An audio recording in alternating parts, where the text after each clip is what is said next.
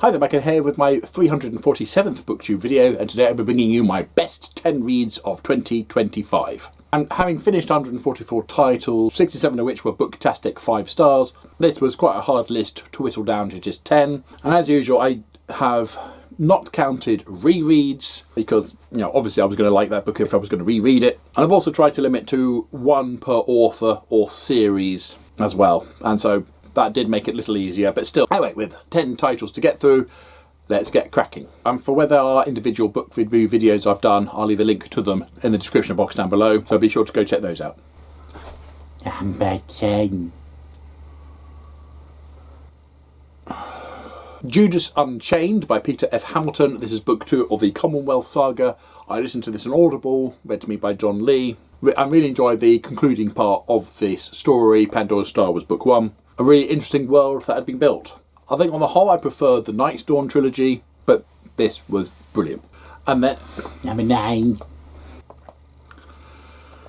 Total Recall. This is the novelisation of the original Arnold Schwarzenegger movie, and it's written by Piers Anthony. I got a lot more from this than I was expecting, and I found this as a brilliant companion piece to the movie, which I watched as I read it. And it was really interesting to see how the two mediums complemented each other.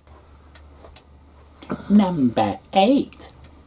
Galactic North by Alistair Reynolds. This one again I listened to on Audible. I think this was also read to me by John Lee. Basically, it's a series of short stories set in the Revelation space universe. Really enjoyed them, and it really fleshed out that universe really nicely and various aspects of it. And I would recommend this even if you haven't read any of the Revelation space books. They do work on their own merit anyway. Number 7. Predator Stalking Shadows as a prequel novel to a not particularly successful video game. I wasn't expecting much out of this. No, this was brilliant. I really enjoyed this Predator book. It felt unique, but treaded well-established ground, new and interesting way. Highly recommend that one. And then Number 6. The Maleficent 7 by Sebastian Castell. First book of a new adult fantasy series. Really enjoyed the world building, really enjoyed the magic system, and the irreverency of the narrator. Great stuff. Number 5. The Still Small Voice of Trumpets by Lloyd Biggle Jr. I'm a big fan of Lloyd Biggle Jr. Really hard to get hold of any of his stuff. Had this on my shelf for a little while. Finally got around to reading it. The cover kind of isn't hugely enamouring. There's some great science fiction covers and some less great ones. This falls somewhere in the middle. But yeah, really strong story where the various elements established early on feature in the end, and even the title itself is a very relevant part of the story. Brilliant. Number 4. Red Shirts by John Scalzi. I'm a huge John Scalzi fan. Kaiju Preservation Society was my top book of, I think it was 2023. This was recommended to me by one of my viewers on that video. Gave it a go. Yeah, I can see why this is recommended. Absolutely brilliant. Not as good as Kaiju, but still really enjoyed it. I went in a weird direction I wasn't expecting, but again, I like it when that does that. Ideal for fans of Star Trek. Number 3.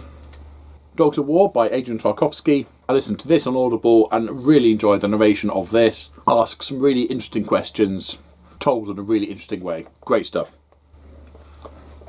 Number 2. Batman Hush. This is a fantastic Batman adventure. I think it's like one of the first Batman graphic novels I've actually sat down and read that didn't feature aliens or predators in them. And yeah, I really enjoyed it. And certainly being very familiar with the Arkham games and Hush's involvement in the second and third of those, I thought I knew who Hush was.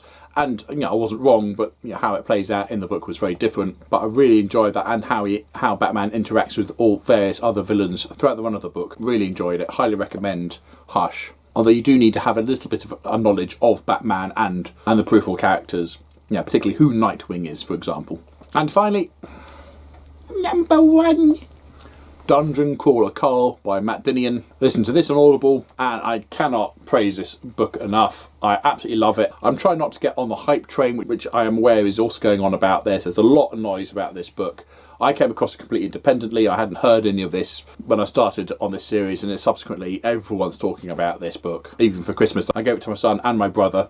Absolutely love it. So funny, so clever. And I'm currently working my way through book 3 at the moment, and it's not got boring yet. It's not got repetitive. There's always something new going on, and the narration is the best narration of anything I've ever heard. So there you go. There's my top 10 books of 2025. Have you read any of them? You're allowed to not like them. These are my personal opinions of what I thought were great. Like I said, there were another 57 titles I could have mentioned, but I'm sticking with these 10. All good stuff.